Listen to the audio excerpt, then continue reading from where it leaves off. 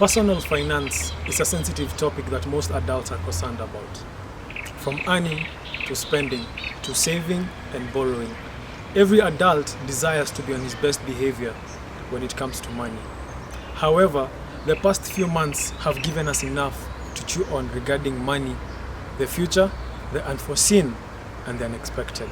But if we have put ourselves on autopilot regarding saving or those things that we want to prioritize, then I think it is time we all snap out of it and be honest about where we are. Data from the Kenya National Bureau of Statistics indicates that the rate of unemployment rose to 17.59 million compared to the last quarter of 2020, where unemployment stood at 15.87 million. Most of those affected happen to be young people below the age of 35 years.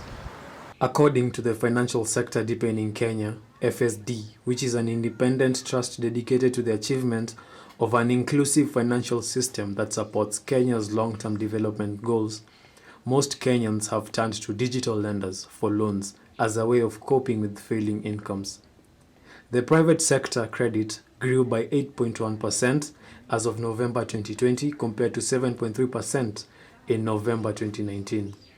There was also strong growth of 19.3% in agriculture, 18.8% in consumer durables, 17.5% in transport and communication, 10% in manufacturing, and 9.1% in real estate.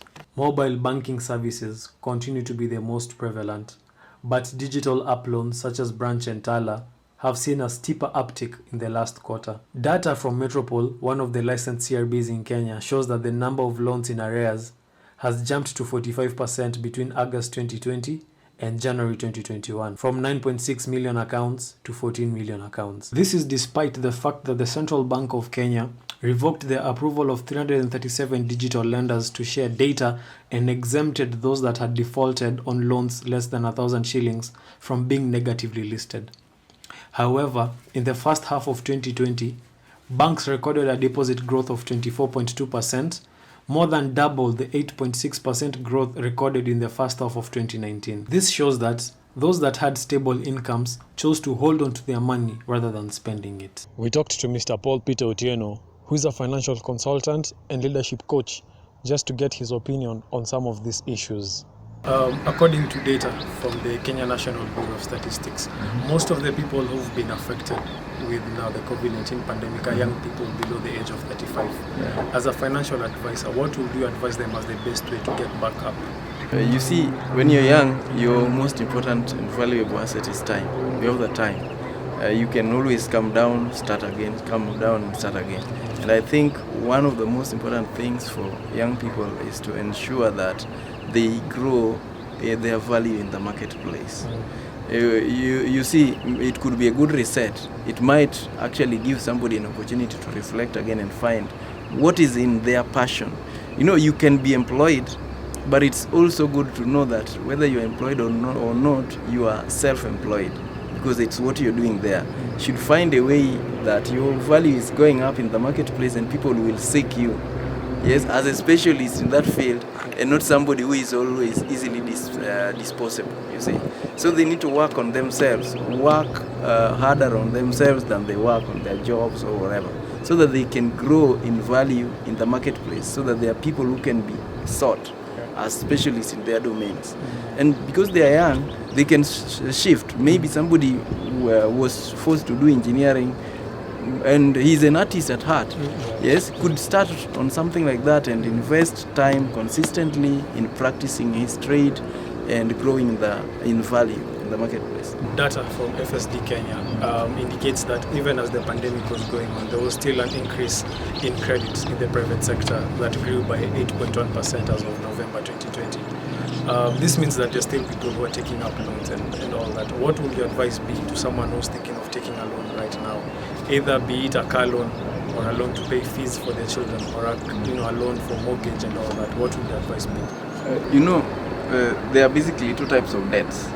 There are bad debts and good debts. We always say that bad debts, they are taking money away from you with no any assurance that you will get it back. It will not pay itself. And as a friend of mine recently said when we were discussing about debts in Kenya, said that debts are not gifts. Yes, when you take a loan, you'll have to pay it. A vehicle takes money away from you. You'll be fueling, servicing, and the moment you pick it from the showroom, its value goes down. Meaning you will now have less than you thought you had or than you had before. So it's not very wise unless you find a way that it's going to compensate for that money. Another thing, mortgage, it's good to check whether are you going to require more money you're pumping in, or there is a way it's going to compensate for some other expenditure. Right. Basically, every debt we are getting into, we need to know how we are going to compensate for it. And if it's something that is going to generate to us income, and positive income in this case, there is, we talk of positive cash flow. You can be giving and not getting enough to compensate for that. But ideally, you should have a way, you should factor your debts in such a way that you get positive cash flow. You see, that's the only way it makes sense. And when you pick a loan from the bank, whatever you're getting should be able to pay that loan plus interest, and then you have some positive cash flow left. Nice. If it's not like that, then you are getting poorer. In the year 2020, most banks recorded an increase in deposits, and the increase was close to 24.2%. As a financial advisor, do you think this was the right move? Is it the right move to hold on to your money right now, or is it time to invest when everyone else is scared of investing? Is it the right time for you to invest your money, or is it the right time to just hold on to your money first? But the common wisdom, conventional wisdom, which is applicable is, it is such like a time when people are holding, and it means the properties and everything else you want to invest in is down. The cost is down. That is the best time to invest. You need to be wise again on what you want to invest in, because you might invest in something that will be also very difficult to dispose.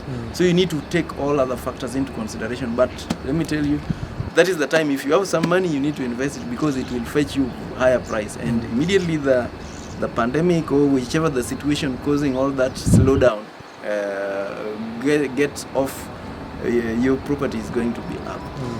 If you are buying a land, that's the best time to buy land. If you are buying a house, that's the best time to buy a house. Do you think for millennials it is important to take classes on personal finance, or is it something that you just learn by yourself along the way? This is not even just for millennials only. You realize that even adults don't understand money. This is a subject that nobody teaches us about. From childhood, people are grown to go to school, get jobs, and start earning and take care of the family. And by the end of the day, we realize that this is an essential skill that's lacking.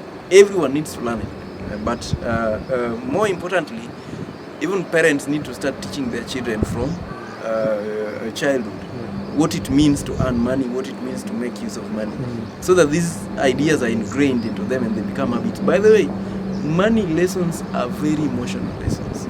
You don't learn them intellectually. You also need to learn them in your heart. So that, because they are things that take habit, and it becomes very difficult to start learning these habits when you are older. But if they are instilled when you are younger, it becomes much better. So for people who've never started, they better do.